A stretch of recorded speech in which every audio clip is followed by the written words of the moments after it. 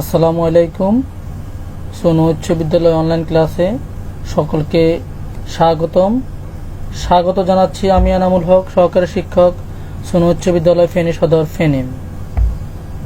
আজকে আমাদের পাঠের বিষয় নবম দশম শ্রেণীর ফিনান্স ও ব্যাংকিং বিষয়ে তৃতীয় অধ্যায় অর্থের সময় মূল্য। শিক্ষার্থী বন্ধুরা, তোমরা এখানে দুটো ছবি দেখতে পাচ্ছ। একটি ছবিতে আছে বাংলাদেশের কাগজি নোট এবং ধাতব মুদ্রা।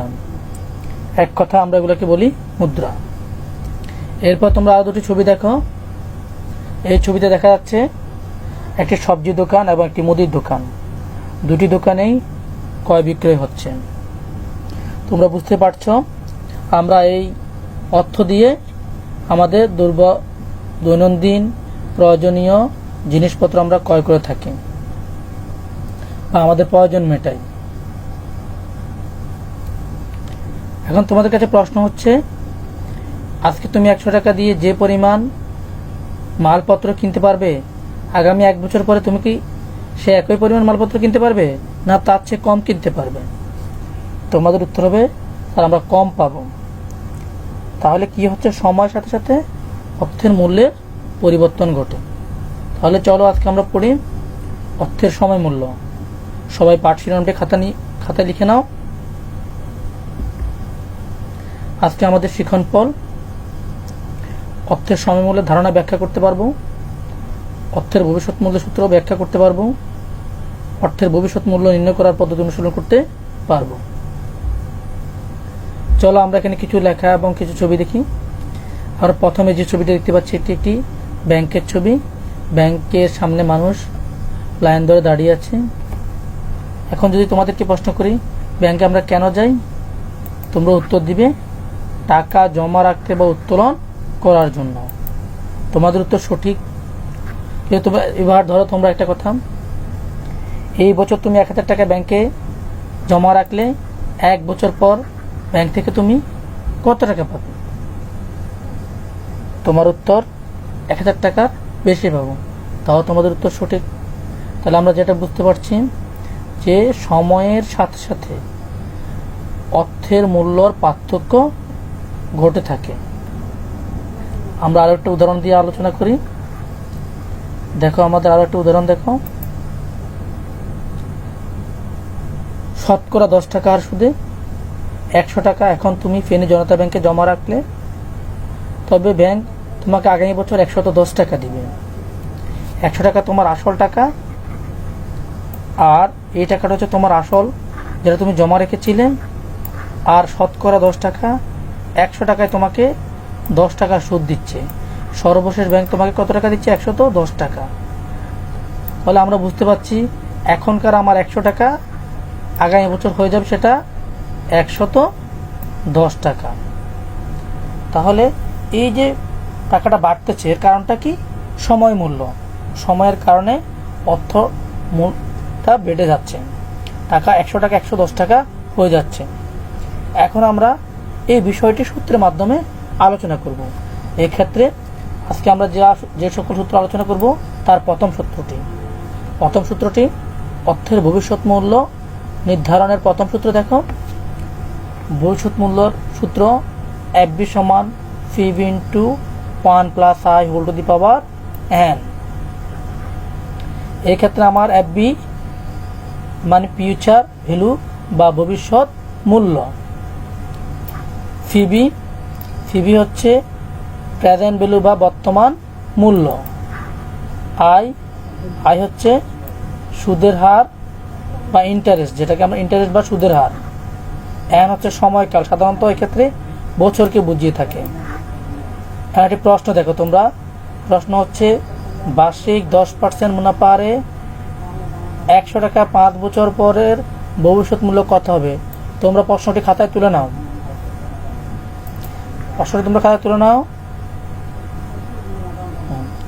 এবার দেখো প্রশ্নটা আলোচনা করি।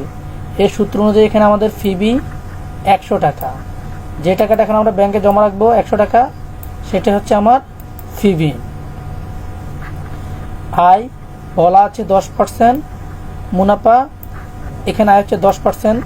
10%কে লেখা যায় 0.10, তাও আমরা লিখলাম 5 বছর, এন হচ্ছে সময়কাল হচ্ছে আমাদের 5 বছর, তাও আমরা লিখলাম। এখন সূত্রে মান বসিয়ে F V equal P V into 1 plus I whole to the power N. এখন দেখো আমরা ফি বি এর মান আমরা লিখব 100, আমরা ব্র্যাকেট দিলাম 1 প্লাস 0.10, ব্র্যাকেট দিলাম সময় এন এর মান হচ্ছে 5, তাহলে আমরা এন এর মানটাকে পাওয়ার হচ্ছে 5, আমরা তাও লিখলাম। এবার দেখো আবার আমরা 100 লিখি। এবার আমরা সবাই ক্যালকুলেটর ওপেন করি। একটা কথা মনে রাখবো, আমরা সবাই সাইন্টিফিক ক্যালকুলেটর রাখবো। আমাদের এই অধ্যায়ে অঙ্ক করতে অবশ্যই আমাদের সাইন্টিফিক ক্যালকুলেটর লাগবে। তাহলে আমরা এখানে যদি যোগ করি তাহলে পাবো কত, আমাদের এটা একসাথে করে ফেলি, আমরা যোগ করলে পাবো 1.1 আর এর পাওয়ার হবে 5। তাহলে এর পাওয়ার যদি 5 হয় তাহলে আমরা কত পাচ্ছি, দেখো এখানে পাচ্ছি 1.61051, ব্র্যাকেট দিলাম, শেষ। তোমাদেরকে আবার দেখাই 1.61051, ঠিক আছে, আমরা এটা লিখলাম। এবার এটার সাথে এটা কি হবে, 100 গুণন হবে, গুণ 100, তাহলে কত টাকা হলো আমাদের 161 টাকা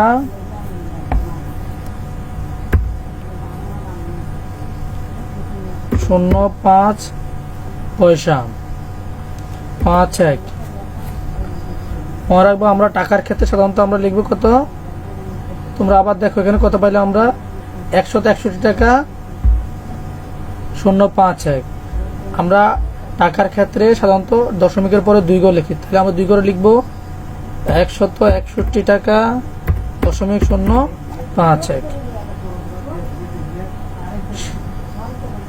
শিক্ষার্থী বন্ধুরা, তোমরা আশা করি এই সূত্রটা বুঝতে পেরেছো। এখন থেকে আমরা দ্বিতীয় সূত্রটা আলোচনা করব। দেখো, অর্থের ভবিষ্যৎ মূল্য নির্ধারণের দ্বিতীয় সূত্র। ভবিষ্যৎ মূল্যের সূত্র এফ বি সমান C B into 1 plus I whole to the power, আবার বলছি এফ বি সমান, তোমরা দেখো C B into 1 plus I by M whole to the power N into M. এই ক্ষেত্রে আমাদের যেটা নতুন করে আসলো সেটা হচ্ছে আই বাই এম, আর এখানে এন ইন্টু এম। আইকে এম দ্বারা ভাগ করা হয়েছে, এনকে এম দ্বারা গুণ করা হয়েছে। এখানে এফ বি বলতে ভবিষ্যৎ মূল্য, সি বি সমান বর্তমান মূল্য, আই সমান সুদের হার, এন সমান বছর, এম সমান বছরের চক্রবৃদ্ধি সংখ্যা। প্রশ্ন, 5,000 টাকা মাসিক। এখন একটা প্রশ্ন দেখো, 5,000 টাকা মাসিক 7% হারে 5 বছরের জন্য সোনালী ব্যাংকে রাখলে 5 বছর পরের ভবিষ্যৎ মূল্য কত হবে? আমাদের সূত্র, আমরা রাখতেছি কত টাকা, 5,000 টাকা। যেটা রাখবো সেটাই হচ্ছে আমাদের সিভি। আই মাসিক 7% হারে, আয় সমান 7%। 7%কে আমরা যদি লিখি 100/7 বা 0.07, এন সমান 5 বছর, এন সমান 5 বছর, এম সমান 1 বছরে 12 মাস, এম ইকুয়াল 12। আমরা আগে বলছি এম হচ্ছে বছরের চক্রবৃদ্ধি সংখ্যা। মাসিক হলে এম সমান 12, অর্ধবার্ষিক হলে এম সমান 2, যদি ত্রৈমাসিক বলে এম সমান 4, যদি সাপ্তাহিক বলে এম সমান 52। এখন আমরা সূত্রটা বসাবো। সূত্র এফ বি সমান CV into 1 plus I by M into N to the power M. এখন মান বসে আমরা এখন পিবি এর মান দেখো 5000 ব্র্যাকেট আমরা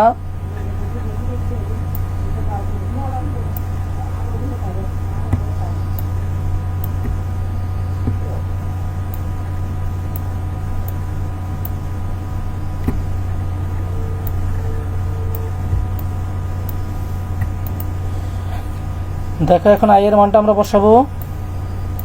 আমাদের আই এর মান হচ্ছে কত? 0.07, হ্যাঁ 0.07।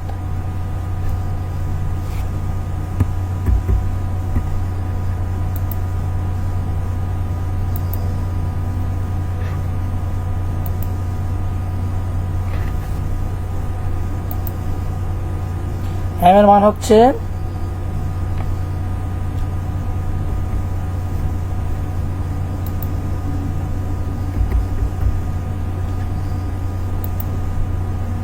আমাদের এখানে এম এর মান হচ্ছে 12।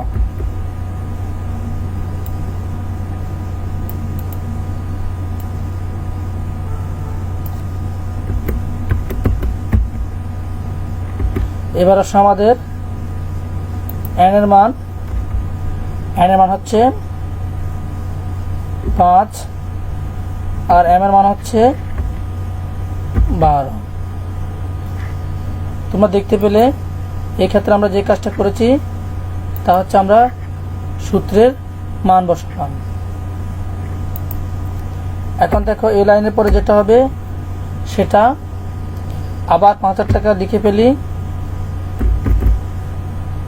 লিখলাম 5000 টাকা লিখার পরে এবার তোমাদেরকে ক্যালকুলেটরের মাধ্যমে কাজটা তোমরা সবাই ক্যালকুলেটর হাতে নাও। তোমরা ক্যালকুলেটর লেখো 1, তোমরা একটা ব্র্যাকেট ব্যবহার করো সবাই। প্রথমে ব্র্যাকেট দাও একটা, 1 যোগ 0.07 ভাগ 12 ব্র্যাকেট শেষ করো। তাহলে তোমাদের কত টাকা পাইলে এখানে তোমরা দেখো সবাই 1.005833।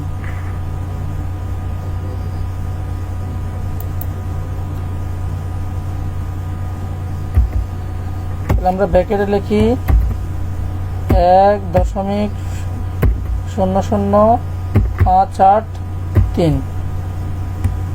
তোমরা আবার দেখো এখানে আমাদের ঠিক আছে কিনা একটু দেখো। আমরা আবার দেখি ক্যালকুলেটরে 1.05833, আমরা একটা 3 নিলাম। এরপর হচ্ছে আমাদের এখানে পাওয়ার 5 12 60, আমরা 60টাকে পাওয়ার বানিয়ে দিই। এখন দেখো এটা সমান আমাদের কত হবে।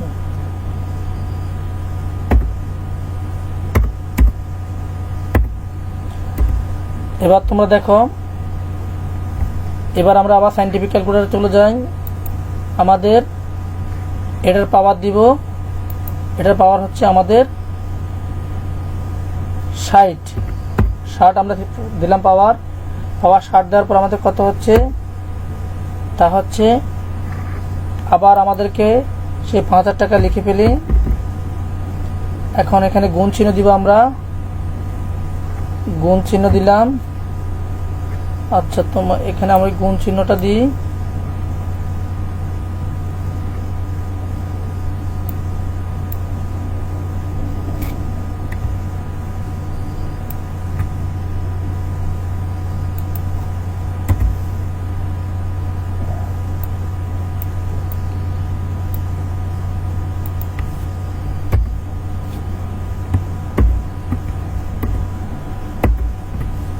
তার এখানে গুণ চিহ্ন দিলাম। এরপরে এই মানটা তোমাদেরকে ক্যালকুলেটর যেটা আমরা মানটা পাইলাম, ক্যালকুলেটরের মধ্যে আমরা বের করেছিলাম যেটা এখানকার পাওয়ার দিয়ে যে মানটা, সেই মানটা এখন আবার লিখি। সেই মানটা আমরা পেলাম 1.4176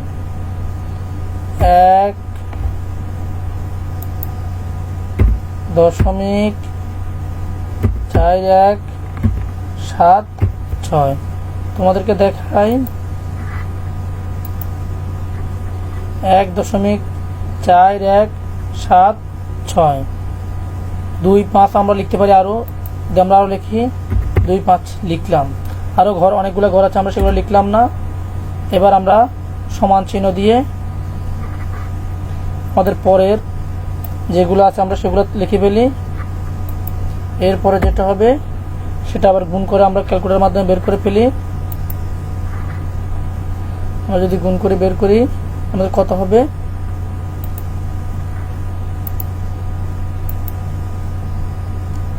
আমরা লিখি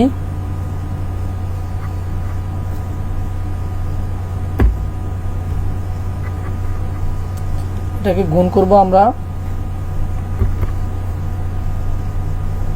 5000 দিয়ে। আমরা গুণ করে 5000 যদি আমরা গুণ করি তখন কত পাচ্ছি,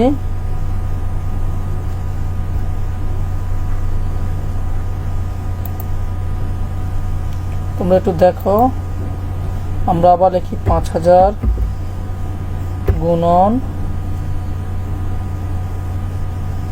1.417625 1.417625 তোমরা মিলিয়ে দেখো। হ্যাঁ, এবার আমরা সমান বৃদ্ধি কত হচ্ছে আমাদের দেখো, ইকুয়াল দেওয়ার পরে আমাদের হইল কত টাকা, আমাদের হচ্ছে 7088 টাকা 7088.125 টাকা। আমরা সাধারণত টাকার ক্ষেত্রে লিখি 2 ঘর, আমরা কত লিখবো 7088.13 টাকা। শিক্ষার্থীবৃন্দ, তোমরা এই বিষয়টা আবার দেখো আমরা কিভাবে বের করলাম। মান বসালাম, মান বসানোর পরে তোমাদেরকে ক্যালকুলেশনটা হাতে কলমে দেখানো হয়েছে। এখানে দ্বিতীয় লাইনে যে কাজটা আমরা করেছি এই লাইনে শুধু আমরা মান বসিয়েছি। পরবর্তী লাইনে এখানে ব্র্যাকেটের মধ্যে যে কাজটা ছিল সে কাজটা আমি আবার বলছি, আমরা ক্যালকুলেটরে ব্র্যাকেট দিব, 1 লিখব, প্লাস চিহ্ন দিব, 0.007 দিব, ডিভিশন দিব, 12 লিখব, ব্র্যাকেট দিয়ে সমান চিহ্ন দিব, বের হয়ে যাবে এই পাওয়ারটা। এখানে উপরে গুণ করলে 5 12 60 সেই পাওয়ারটা লিখলাম। পরবর্তী লাইনে যে কাজটা হবে এক্ষেত্রে আসি, এটা লিখে তার উপরে পাওয়ার আমরা 60 দিব। 60 দেওয়ার পরে এখানে অনেকগুলো ডিজিট পাবো, আমরা প্রথম 4-5টা ডিজিট লিখছি, 6টা ডিজিট লিখছি। লেখার পরে যেটা পেলাম এই দুটো রাশি গুণ করেছি, গুণ করার পরে যেটা আমাকে শো করলো সেটা হচ্ছে আমরা স্ক্রিনে দেখতে পাচ্ছি 7088 টাকা 125 পয়সা, 7088.125। আমরা টাকার ক্ষেত্রে সাধারণত 2 করে লিখি, তাই লিখেছি 7088.13 টাকা। আজ এ পর্যন্ত। এখন বাড়ির কাজটা লিখে নাও। বাড়ির কাজ,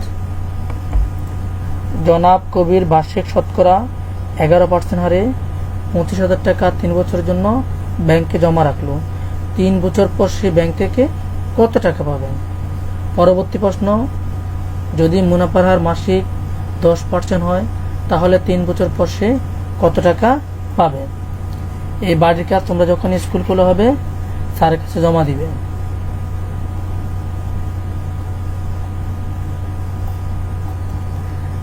আজ এ পর্যন্ত। সকলকে ধন্যবাদ। ভালো থেকো সবাই, সুস্থ থেকো।